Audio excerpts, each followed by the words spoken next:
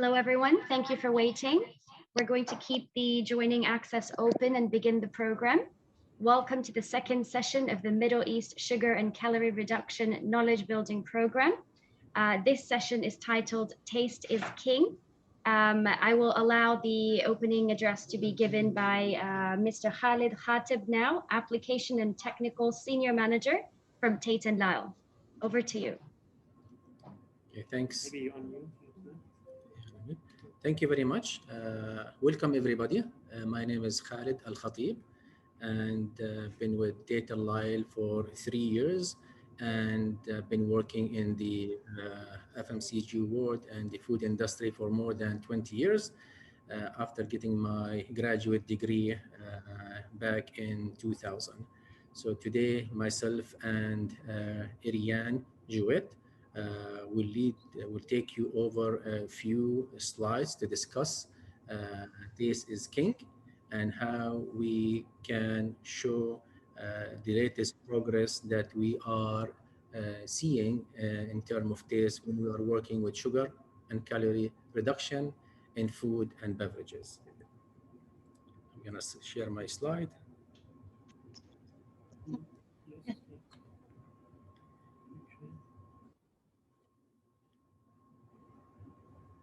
Can you see my slide? Yes. Okay, good. So again, welcome. And so we'll go to the seconds.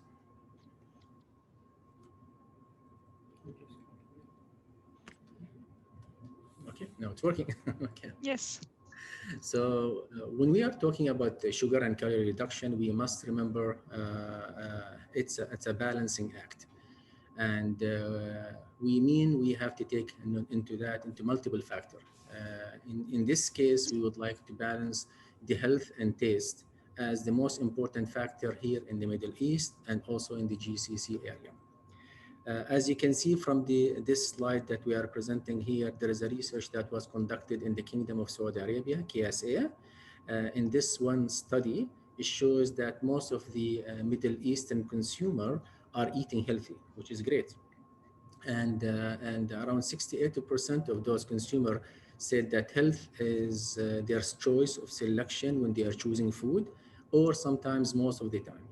However, 51% of them agree that taste is more important than health, and especially when they are trying to take their food selection and food solution. So Middle Eastern consumer, as you can see, they are conscious big time about food choices that they are healthy and also tasty. When we are working with the reformulation of product in order to reduce sugar and calorie, there are sometimes challenges that comes with that.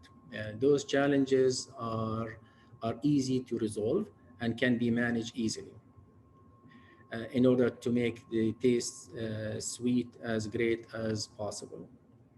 So when we look at that one from a consideration point of view, we have direct consideration, what we call direct consideration, and indirect consideration for overcoming those challenges. As you can see from the slide, the direct consideration can be summarized as mouthfeel, bulk, texture, and browning. Mouthfeel is very important, especially when we work with dairy and beverages. Bulk is extremely important in certain products, especially solid food products. Texture, as you can tell from the name, is very important when we are dealing with food, especially when we're removing or adding a new ingredient that might affect and impact the texture. And for baked product, browning will be a consideration that we have to keep in mind when we are changing the ingredient by adding or removing some of them.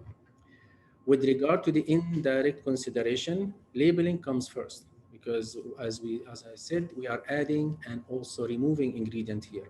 So we have to pay attention to the regulation, especially local regulation related to labeling, and making sure the ingredient that we are using are meeting the standard of identity of the specified product that we're working on, and also in compliance with the latest guidelines that's coming from the local agencies. Cost in use is important, because when we are working with sugar and calorie reduction, costs can increase sometimes can stay neutral, and most of the time from our experience can be lowered as well.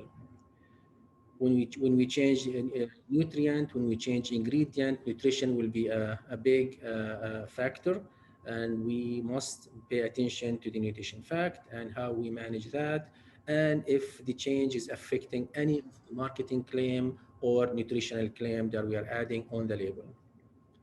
Since most of the product that is available in the Middle East are long shelf life product, so stability is critical.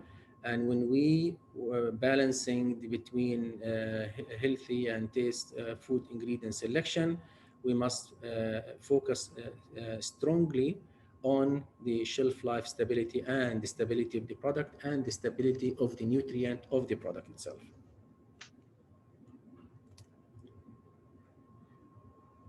So when we say sugar reduction is a balancing act, we must be aware of the multiple factors that may affect the way we approach sugar and calorie reduction.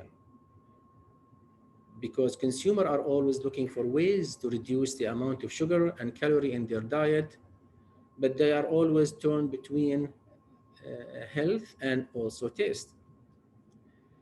So because of that one, many food and beverage companies are responding by removing sugar and calories and adding multiple different ingredients. At the same time, there are a lot of initiatives that coming from the local government, especially in the government in the Middle East, that might affect how we deal with sugar and calorie reduction. Lately, there is a lot of health initiatives that coming from multiple countries in GCC and also the Middle East that are emphasizing and encouraging the reduction of sugar, calories, salt, and fat. Among the key factors state here that's coming from multiple studies that we are showing there and multiple market surveys that we are showing at the bottom of the slide here. Sugar tax and government regulation come as the main factor that might affect this sugar reduction balance between us as a supplier and food manufacturers, and also the consumer, the end-use consumer. Now, health is a big factor as well, especially in the Middle East. Non-communicable diseases are a big risk in the area. And among them is diabetes, which has reached epidemic proportions, and it's linked to multiple risks that many of us are aware of. And also when we are working with this balanced situation that we are discussing here, price comes on an effect here, because as you all aware of the inflation that is happening globally and at the same time locally, the price of food ingredient will affect dramatically the price of the finished product, and as a result impact the consumer purchasing power of the buying food and beverage that they are selecting. So as a result, sweet satisfaction and balancing that for our customers and clients are extremely important. And we must, as a food processor, as a food professionals, as manufacturers, whenever we are working with sugar and calorie reduction, we must be aware of all these factors that's affecting what we are doing in the area, for two reasons: in order to impact health and make it in the positive side and meeting the government and local regulation, and from our point of view, pushing a new innovative product which are significantly lower in sugar and calories.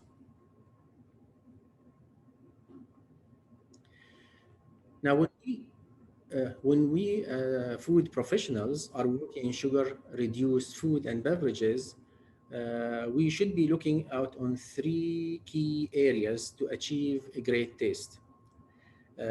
These areas we will be discussing in our session today by myself and Ariane. And the main focus of those can be summarized into three different categories. The first one is sensory consideration.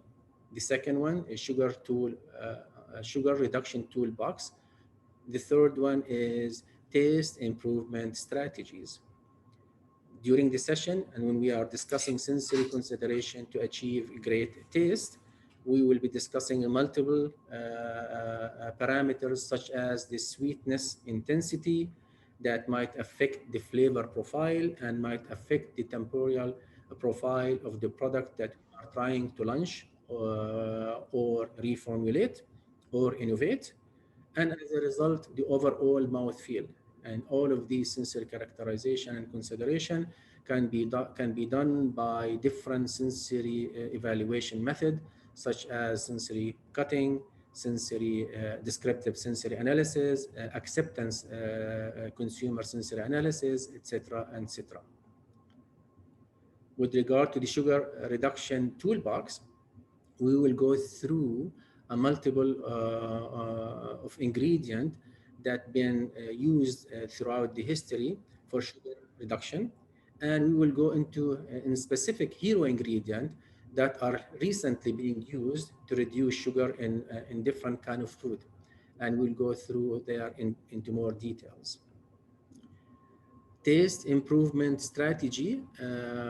So we will be going into multiple area and discussing the different sweeteners and how we will select different sweeteners, the effect of the sweeteners synergy when we are using one or two or more of the sweeteners in one finished product or one beverage, and the latest and different kind of innovative solution that been used in the industry lately that help reduce sugar dramatically into the food industry. In the coming few slides, Ariane will share and discuss with us sensory consideration for achieving a great taste. And she will discuss in multiple areas and how we can enjoy as a consumer a wonderful product, tasting them, and how we can deal with them.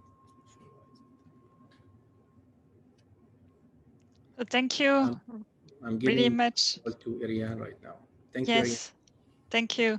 Thank you, Khaled, for this detailed introduction. Ariane, you're on mute. Can you hear me now? Can you hear me now? Yes. Okay. So thank you very much, Khaled, for this detailed introduction.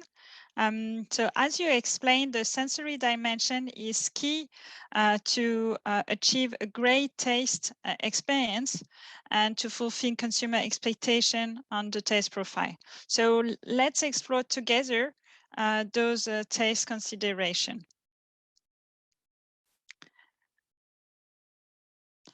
So when designing an innovative food application or reworking a recipe to improve the nutritional impact, several sensory properties are most important for the overall taste profile. This includes, for example, the sweetness intensity. It means how sweet a product must be. The temporal profile, also dimension versus the intensity value, should also be observed.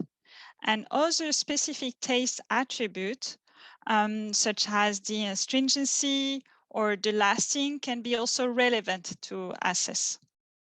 The sweetness and sourness balance or sweet acid interaction plays a key role as ingredient can influence both attributes perception. Typically, a consumer would have specific intensity expectation about sweetness and sourness for both dimension for a product like citrus-based beverages like lemonade.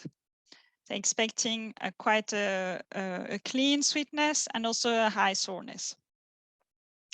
Then the overall profile actually will always be impacted if ingredients such as a fruit concentrate or sugar are modified in composition.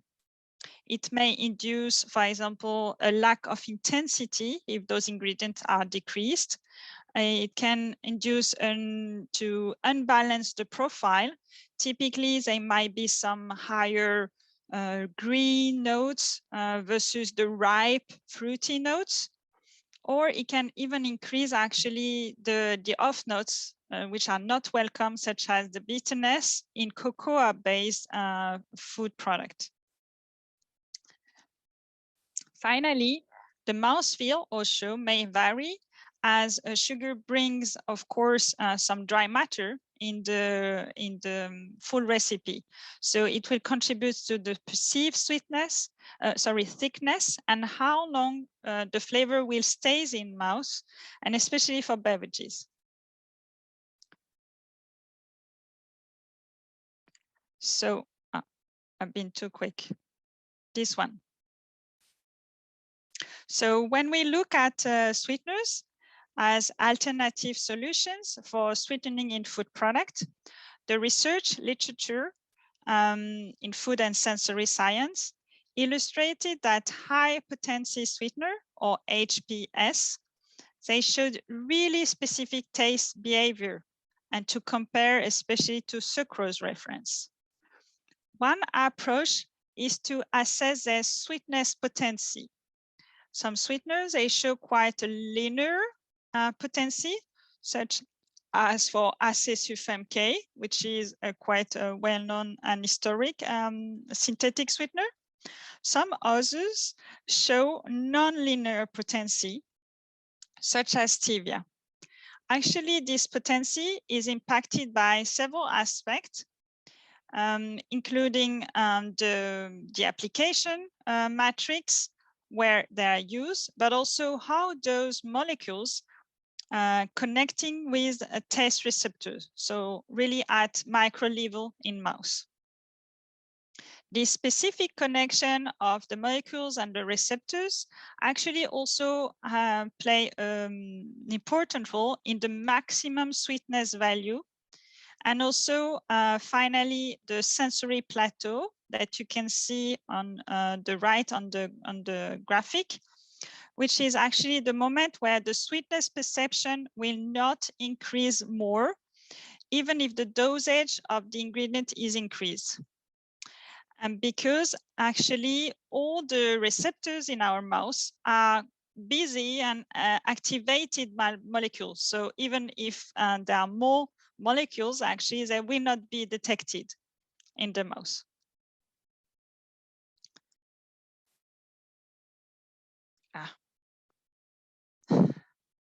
So another dimension of the sensory description of the sweetness is the time dimension. It is possible to assess the time release of sweetness during consumption in mouth.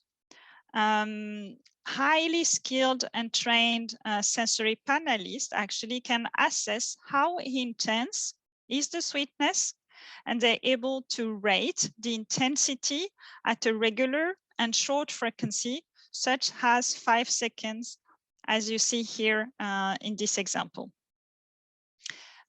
This evaluation leads to a precise description and to also different part of the sweetness behavior. And those precise part are labeled as the onset. So that's really the first impact of the sweetness.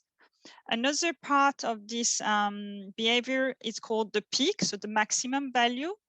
And you can also assess and observe the linger or the lasting of the sweetness. It really helps to differentiate sweetening solution. As you can see in the graph, you have 3 examples: stevia, fructose, and sucrose, and are slightly differentiate in the timing of the how long, so how far is the peak arriving, the intensity, but also how is the lasting during in the evaluation. So as I explained in the previous slide, the interaction of taste receptors, they influence those attributes. So for example, a slow onset is thought to be associated with quite a complex or non-discriminating binding.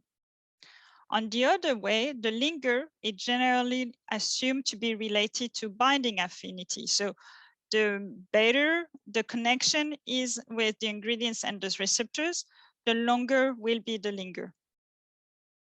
So finally, all those precise sensory attributes, they influence how the full product is perceived, and especially the sweetening part.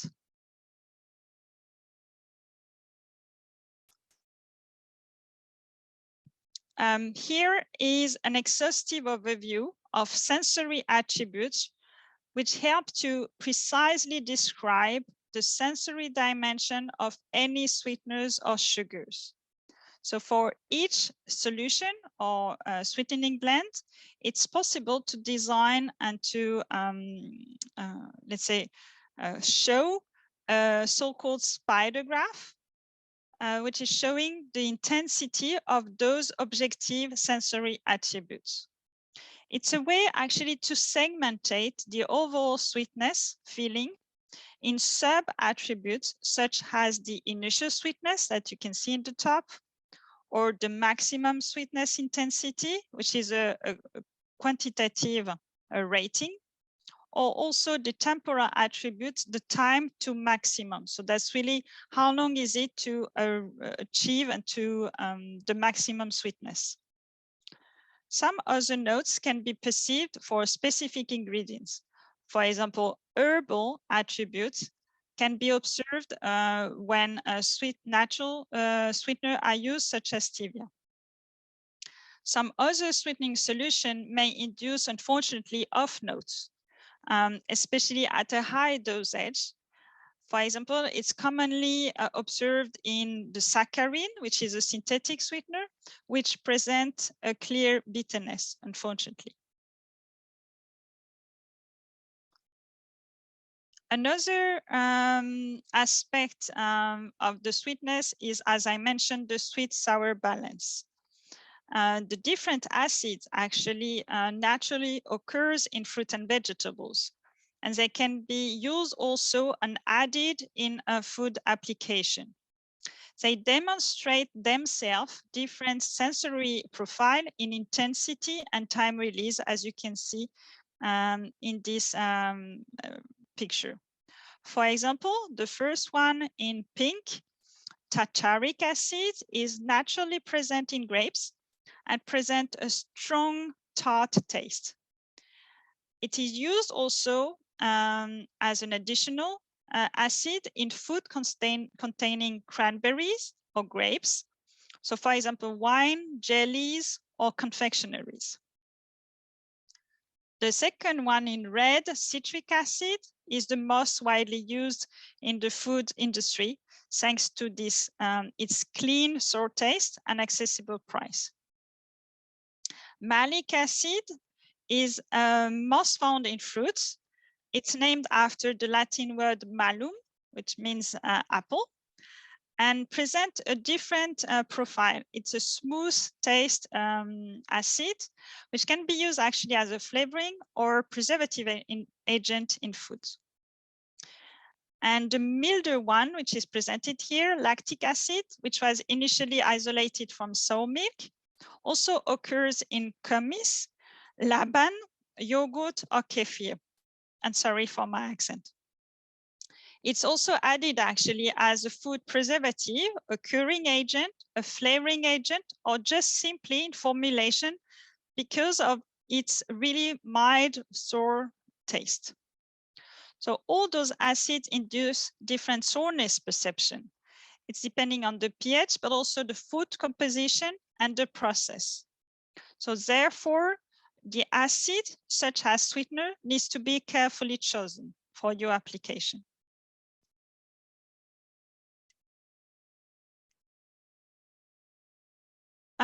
We will also understand how food composition and in particular sugars influence the flavor profile. So classical flavor composition from Flavor House includes 10 to over 30 flavoring ingredients. It's really depending on the defined taste you're targeting, the application, where it will be used, and also the raw materials that are available. Typically for a lemon or lime flavor, flavorists will use D-limonene, which is naturally occurring actually in citrus fruit. And this flavoring presents a strong lemon note, really typical, with a citrus peel note, but also some candy note, like a really lemon candy. But as you can see here, sucrose highly influence the sensory description of this flavoring. And this is also happening with different other sweeteners, actually. Sweeteners can increase the flavor intensity and the sensory attributes, or decrease some. Another example here is benzaldehyde, which is exactly the typical flavoring for bitter almond flavor. It naturally shows a really rich, full, and even sweet, even just by the flavor in the nose profile, especially in sweetened food applications. So it will be enhanced by the sweetness of the food. However, without sucrose, as you can see here, it also presents a prominent long aftertaste, which may actually disturb consumers because it will be too long, actually. So consequently, we all understand that the sweetening solution should be carefully chosen with an expert support to be in coherence with the flavor from the food application.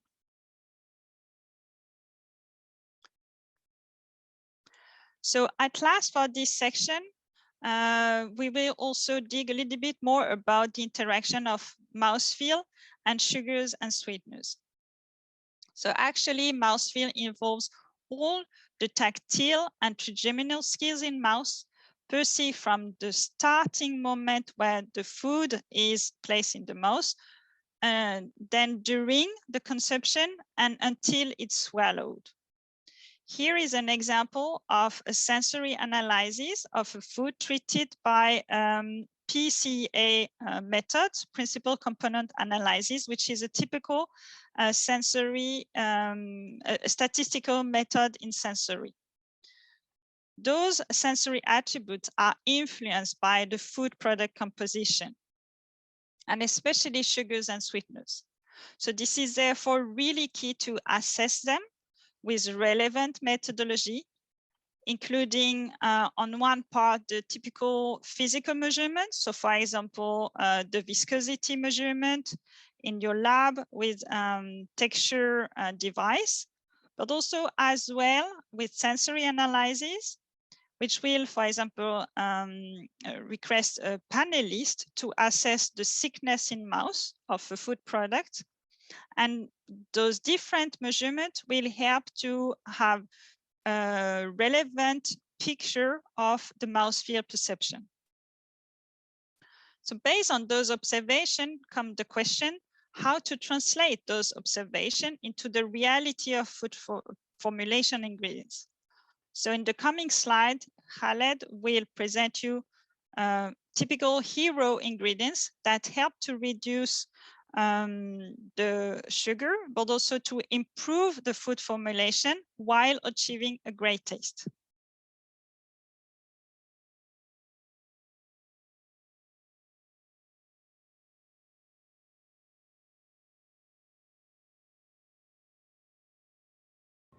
Okay, thank you. Just unmuted myself. Thank you, Ariane, for the great introduction about sensory consideration when we are dealing with sugar calorie reduction, formulation and reformulation. Now, in the coming few slides, we'll talk about sugar reduction toolbox, and of course, different companies might call it a different terminology, but in principle, what we're talking about here is leveraging the full range of the ingredients to reduce sugar and calories. There are a lot of ingredients are being used for sugar and calorie reduction. Here in the Middle East, the major food ingredients are listed here in this slide, and the majority of the food professionals working in the area are aware of them, but certain leverage of the full range must be understood very well in order to maximize the benefit of sugar and calorie reduction while maintaining the health and the taste for the consumer. Among those top ones, nutritive sweeteners come first, high potency sweeteners, soluble fibers, hydrocolloids, and flavor modulators. Now, food professionals, when they are working on the area of adding sweetness, they usually select nutritive sweeteners and high potency sweeteners. And by the way, of course, they are listed in front of you. The major food nutritive sweeteners are sucrose, fructose, and sugar alcohols. The high potency sweeteners are quite a few. I can mention here stevia, sucralose, and aspartame. Soluble fibers, the most famous one in the area are polydextrose, soluble corn fiber, and inulin. And in the area of hydrocolloid, the most functional ingredient we use in our area are pectin, LPG, locust bean gum, xanthan gum, and carrageenan. Flavor modulators, both naturally and synthetically, are available in the area and definitely need to be authorized and approved by the local agency and regulatory. So as I mentioned, when we wanted to add sweetness, we can select from the nutritive sweeteners and also from the high potency sweeteners.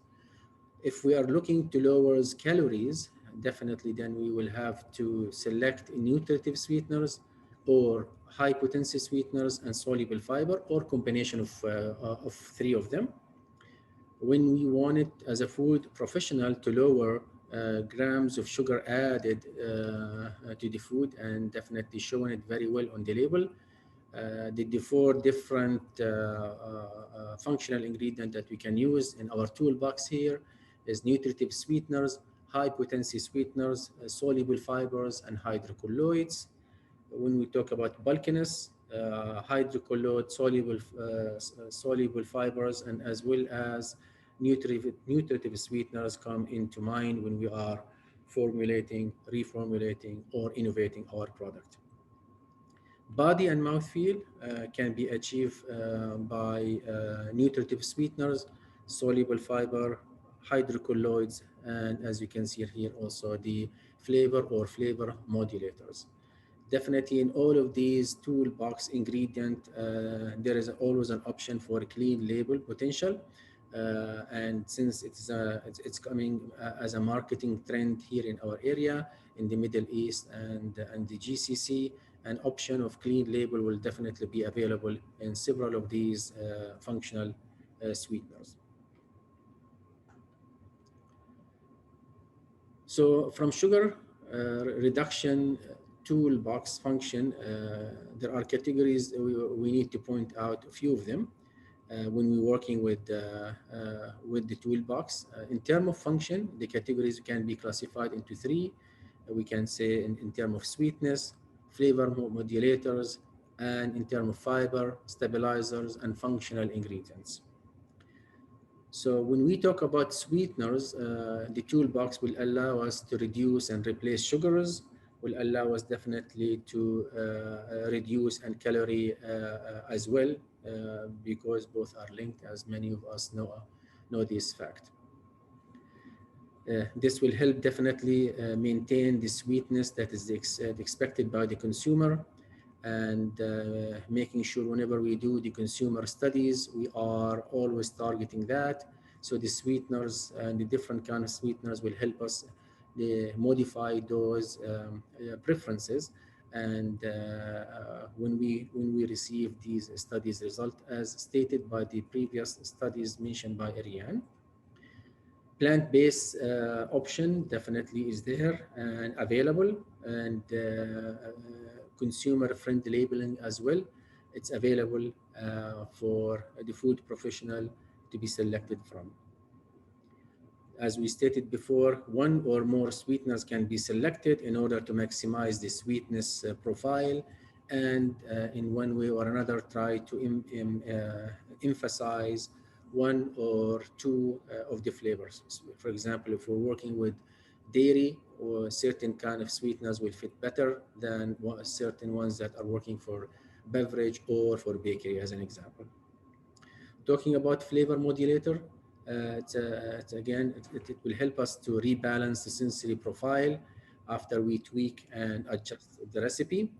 It will help for sure improving the overall flavor and impact the sensory attributes of the product that we are trying to fine tune or formulate during the sugar and calorie reduction exercise. One of the biggest advantage for using flavor modulators, its robustness and the reduction of bitterness and off-taste note of some of the sweeteners. They work wonderfully to reduce that one big time, and sometimes even to boost the natural flavor of the food categories that we're adding, whether it's dairy or beverage or bakery or others. In the area of fiber stabilizers and other functional system, definitely taste and texture will come into role here, where the consumer will not compromise. They want it the best on both of them.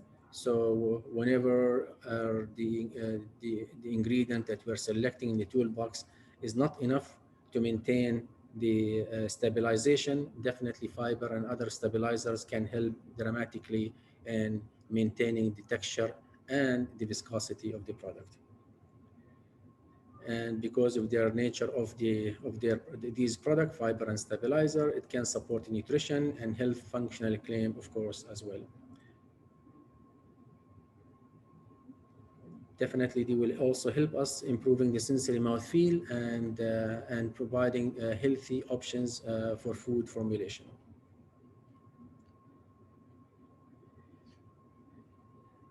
Now, there are many sweeteners that are gaining popularity, but the top two that are gaining popularity in the area, we can state stevia and steviol glycoside, and the second one is the high potency synthetic sweeteners. The stevia and the steviol glycoside, they come from leaf extract from a plant called stevia. And these plants are actually selected carefully, and their genotype and varieties are really well designed and selected carefully when companies are working on the extraction of the stevia and steviol glycoside that is containing in these plants. Some of these plants have a wonderful sweet taste with the least amount of flavor, and this is of course the sweetener suppliers are looking for. Maximum sweetness and the least amount of taste and bitter taste. That sometimes comes with some of these genotypes and variety of stevia.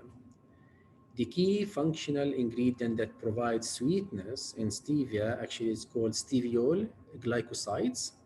And sometimes we abbreviate that by REP because it stands for it's known for the ribosidized, and we sometimes call them, depending on the numerous steviol glycoside, as a different number. For example, we say REP 95, REP 97, and so on and so forth. The stevia glycoside is composed of stevia, plant-based core, and a monosaccharide. With regard to the high-potency synthetic sweeteners, it has a very long history of development and has been used for many years. And it is authorized and it is approved by many local and international regulatory bodies for the use of those high-potency sweeteners. The safety is fully assessed by authorities and always rechecked depending on the country from every now and then, especially excuse me, in the United States, Europe, and Japan. The potency and the synergy of these sweeteners are well known for many of the food product developer. So when we're working with the toolbox, it's critical to be aware of those simple scientific fact that is related to those sweeteners. Another hero ingredient that we help us work with our sugar and calorie reduction toolbox is flavor modulator. So flavor modulator can be defined as flavoring that modifies sensory attribute when used in a specific dosage level. These are controlled big time by many regulatory agencies throughout the world and endorsed by many authorities, such as FEMA Expert Panel, which stands for Flavor Extract Manufacturers Association, and EFA, which stands for European Food and Flavor Association. And they are always assessed for their safety and sensory compliance. And as we mentioned before, they are used at a specific dosage level. They cannot be used more than that in order to make sure that the authority, we are compliant with the authority rules and guidelines. Flavor modulators impact differently the sensory attribute following each food application and recipe. They don't react really like flavors. That's why it's called flavor modulator. And sometimes they have the other name of flavors with modifying properties. And that's why it's called like that way, flavors with modifying properties. So those flavor with modifying properties modified partially and sometimes widely the sensory profile and the food product perception of the consumer. With the presence, by the way, of sugar or without the presence of the sugar, they have a huge impact on the perceived sweetness when it is added to plain and also sugar containing or sweetened products. Many suppliers offer many products that can be used as a flavor modifier and can be labeled as a flavor.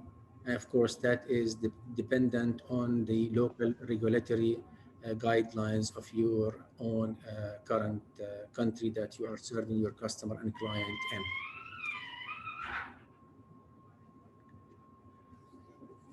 We'd like to talk about fibers right now. So fibers, and that we are referring to here, our main focus is soluble fiber.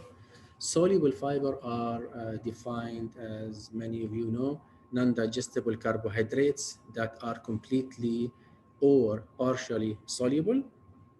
Soluble fiber are easily incorporated into a broad range of food and beverages, and they are very easily mixed with no, usually with no issue of mixing and incorporation. They are great for providing mouthfeel, and they give wonderful binding cohesion to many of the products. And in certain cases, they improve the taste perception when it is used in sugar-reduced recipe, and sometimes partially compensate sugar and fat as well because of their functionality. And another wonderful fact about fibers, especially soluble fibers, they enable claims to be added, such as source of fiber, high in fiber, and according to the local regulation that is available in the area. The percentages and the unit are definitely there, but they are really widely available for claims, both clinical, nutritional claims and marketing claims. Ariane now will lead us into talking and discussing the improvement strategies for taste when we are working with sugar and calorie reduction. Yes, exactly. Can you hear me? Okay. So indeed, thank you very much, Khaled, for this presented food ingredients.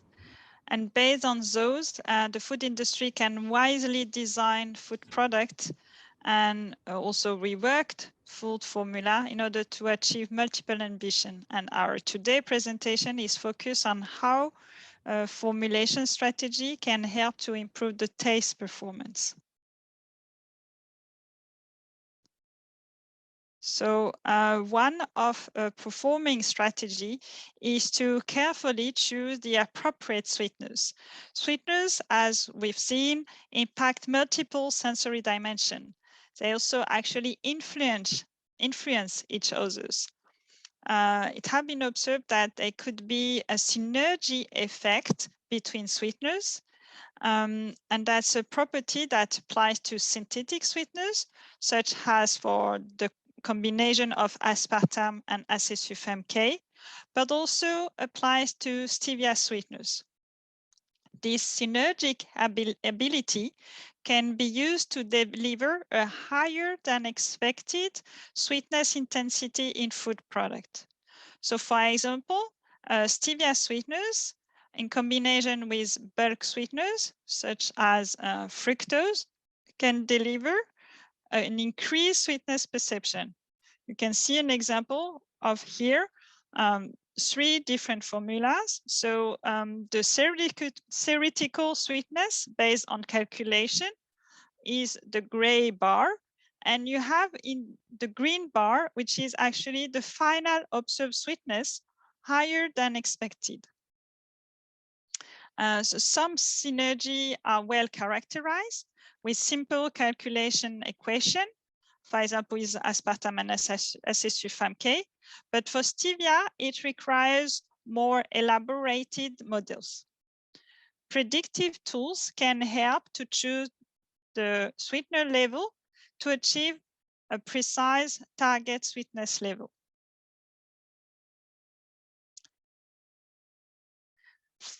For sweeteners blends, actually, the synergy phenomenon may have other impact than the sweetness increase. In this real case example, it's a formulation of a cereal bar.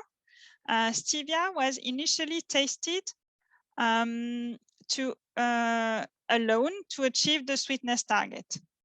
However, as you can see in the blue line, the bitterness from the ingredients of the bar itself, which were vegetal proteins, were inducing a significant and not satisfying bitterness, actually, when the product was assessed in flash QDA sensory test. So consequently, the R&D department, we worked the sweetening solution and finally selected a blend of stevia and another natural sweetener. This sweetening combination allowed to reach the targeted sweetness, as you can see for these attributes, but also reducing the bitterness and also the linger of the bitterness. And finally, the overall off notes from the protein.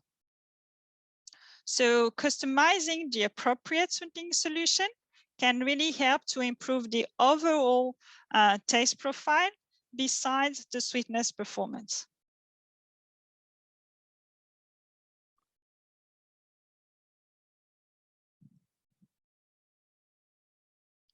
We have already seen that temporal profile is a key dimension in sweetness perception. Actually, this time perception can be influenced by other ingredients, such as the acids or even the fat. Standalone sweeteners, such as sucralose or stevia, they show a specific temporal profile, which are more or less close to the sucrose reference. For example, in confectionery, no added sugar recipes. They really need an holistic approach to build a satisfying taste profile. It may require to involve appropriate blends of high potency sweeteners, blends of several bulking agents, and also potentially blends of acids to reach the expected taste, because the reference for confectionery is full sugar, actually.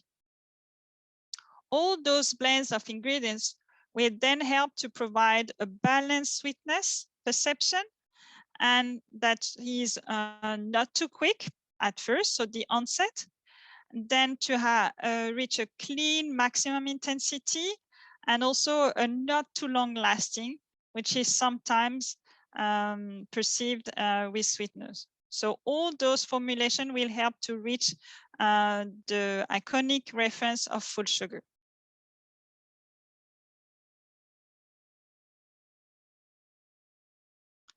Another strategy to achieve a taste performance is to involve relevant flavor modifiers. They modify the flavor profile, as Khaled mentioned, in food product, but they can also improve the sweetener's taste. Here, it's a real example of a lemon-lime carbonated soft drink. The initial recipe, which is not shown here, was including 11% of sucrose.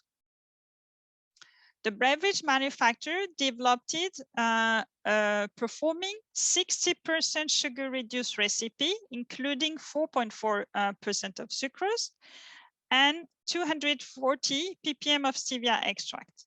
And this one is represented with the orange line. However, the manufacturer needed to further reduce sugar because of an update in the sugar tax thresholds locally. Then they needed to target only 3.3% of added sucrose. Several formulation options were tested and elaborated. And here are represented the two last selected formulation. One option in blue with 3.3% of sucrose plus 280 ppm of stevia extract. And the other option in the red line with 3.3 sucrose and only 210 ppm of stevia extract plus a selected natural flavor. As you can observe in this second option, so the red line, it allows to achieve the expected sweetness, the top sensory attribute, but also a lower linger, a lower off notes, and lower bitterness than the first option with stevia only. This leads to a performing overall liking. You see the attributes on the left, because typically the red line is close to the orange line. So it really, at the end, supports the preference of consumer. In general, food product industry can really leverage multiple sweetening options to achieve a consumer preferred taste profile, to reach attractive nutritional values, and really help to build an easy to understand food ingredients list in the labeling with natural flavor use and mention.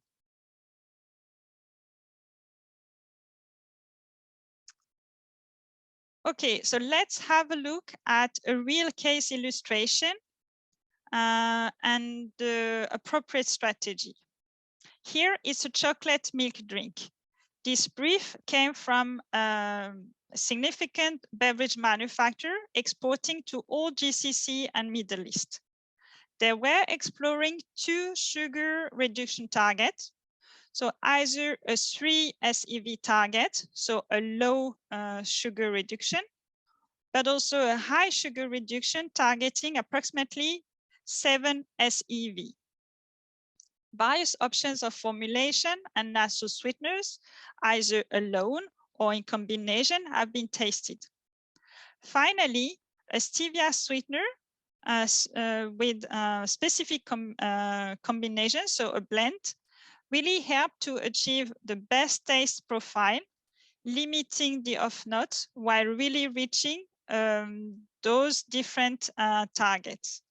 And as you can see on top, were included because of the support of the experts, a slightly higher sweetness than expected, and that led to a preferred recipe.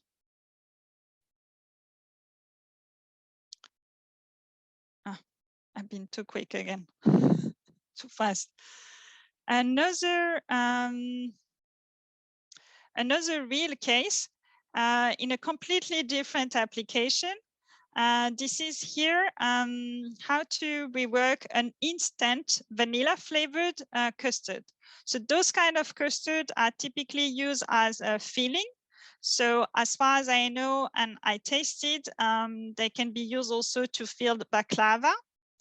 And I hope every one of you know will think about it and feel it in the mouth. I know it's quite the time for you potentially to taste it. So those fillings actually are really expected to be quite sweet.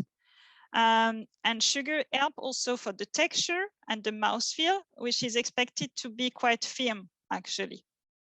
So the challenge was to formulate a recipe with better nutritional values and still performing in taste. So we prepared a recipe with better nutritional value down to a 30% reduction of sugar. And we requested our skilled and trained sensory panel to compare a full sugar recipe. So that's the blue line. I hope you can see it well.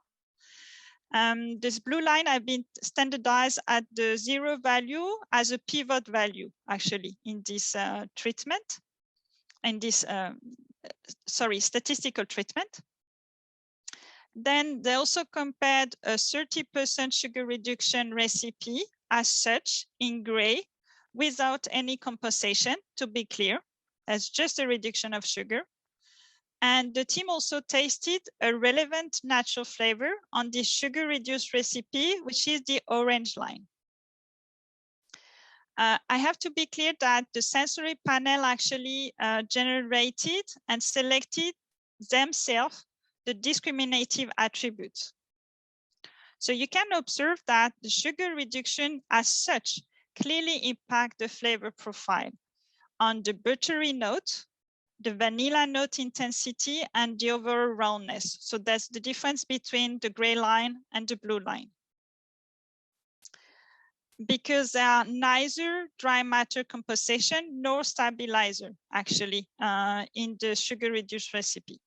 So the texture is impacted, the firmness is decreased, and also there's an increase in velvety sensation. So clearly you understand that the mouthfeel of the product is changing in mouth for the panelist. However, in comparison to simple sugar recipe, the addition of 100 ppm of natural flavor helps to increase the buttery notes, increase the creamy notes, which are perceived, the intensity of the vanilla flavor, but also increase the roundness and fullness perception of the product. So we understand here that including this flavor modifier is really the appropriate strategy to improve the taste profile of a sugar-reduced bakery filling.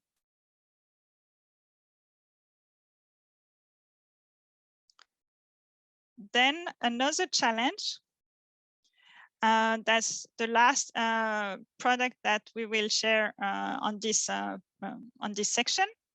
So our team is quite familiar with the traditional sweet bias consumption. So such as the donut balls, for example, or the dates that are covered with chocolate. Can you imagine them melting in your mouth right now?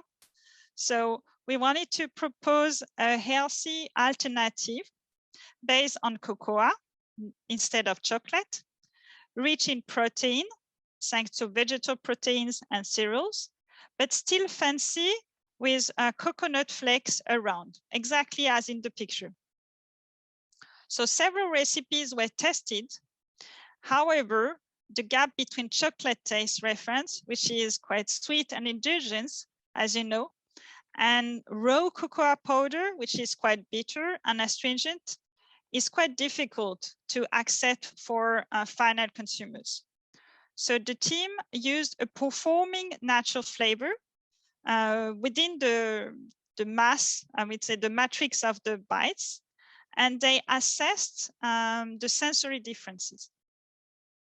You can observe that the addition of natural flavor increased the cocoa notes, but on the other way also increase the roundness and the fullness perception, and also reduce the off notes of the cell and the protein.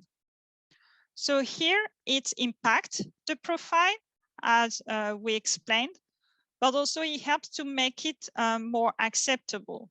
So an innovative food formulation, including the right natural flavors, really allows to propose consumers some tasty, healthy, and still fancy snacks.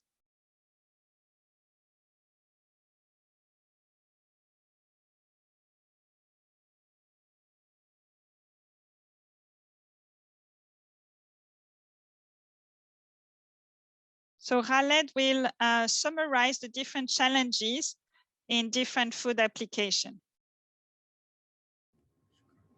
Right, thanks, Ariane. As Ariane stated, when we work with sugar reduction, challenges arises, and in order to make sure that the taste improvement are significantly noticed, the challenges must be known and put under control, and they are very easy to manage, by the way. So we put here 5 different categories: beverage, dairy, bakery, confectionery, and sauces and syrups, because these are one of the major ones we are dealing with as a food professional in the Middle East and the GCC. So when food professionals are working on the beverages, there are several challenges that comes into fact. Among them here, I would like to mention is the impact of acid. As Ariane mentioned before, the sweet-sour balance is critical when we do sugar, when we work on sugar and calorie reduction, because of the big impact that might have on the taste bud and how it will impact the overall sweetness of the product. When we are entertaining the reformulation of dairy product, stability through processing will be a big factor here, and we need to be aware of that one, especially certain sweeteners over time might reduce the sweetness, and so definitely the pH, the acidity, and along with the right selection of the sweeteners will for sure make an impact on the stability of the product. Bakery, the top 2 challenges is texture and browning. Texture, maintaining the right texture, and as we stated before, the use of excuse me, functional stabilizers and fibers will help a lot in maintaining the right structure of the baked product and keeping the volume, for example, unchanged, and the right appeal of the texture, look and feel is the same and change. Browning, because of the reaction that is happening with sugar and reducing sugar, will be impacted, and we must be aware what we need to do in order to reduce or avoid that one. And if we could not do it by the toolbox selection, an addition of natural color can be the solution for this challenge. Typical challenges when you're working with the confectionery, actually the biggest effect is bulkiness, and to maintain it, the sugar toolbox will provide with different ingredient to reduce the bulkiness. Syrup and sauces, what comes into top is solubility and how easy we can disperse and solubilize the multiple, the single or multiple sweeteners that we are adding, and it could be also fiber into the product in order to make it highly effective and highly impactful. So at the end, we'd like to summarize the few slides we presented to you during this session.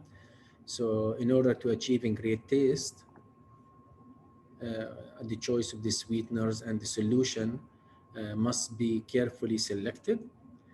This will allow us to reduce sugar and calorie in many of the food and beverages, while still meeting the the standard of identity of the product and beverage we are working on, and definitely will give us at the end maintaining a wonderful and great taste in terms, especially in terms of sweetness. Sensory consideration must be understood by food professional in order to match the same sweetness, quality, and taste of the product they are trying to change. And this will be a key for successful sugar reduction reformulation. Now, the synergies we discussed earlier, it's a big part, and leveraging them between different sweeteners and ingredients when we select them will be extremely helpful to achieve taste improvement and would cost saving benefit in most of the cases. The flavor modulators definitely can play a big part in fine-tuning the taste, balance, flavor of the sugar-reduced product, and enhance the mouthfeel while enabling a consumer-friendly label, as we stated before, while we're meeting the current local and local regulation and meeting the standard of identity. So again, thank you for attending our session, and Ariane and myself will be happy to entertain any question that you might have.